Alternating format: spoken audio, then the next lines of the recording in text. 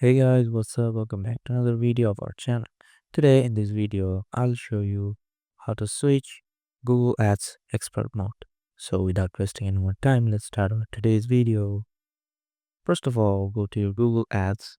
Here you can see there are four options available here: appearance, refresh, help, and notification. Just select appearance from here and select use previous design. Select this option. Here you can select a reason.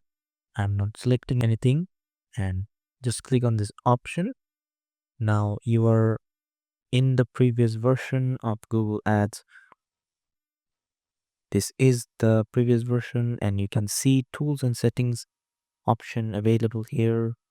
And this is the expert mode. You can't use it in the current version of Google Ads.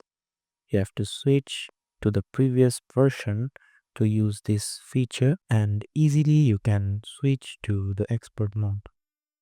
So that's it guys, hope you like this video. If you found this video helpful, don't forget to hit the like button and subscribe to our channel. Till then, bye bye.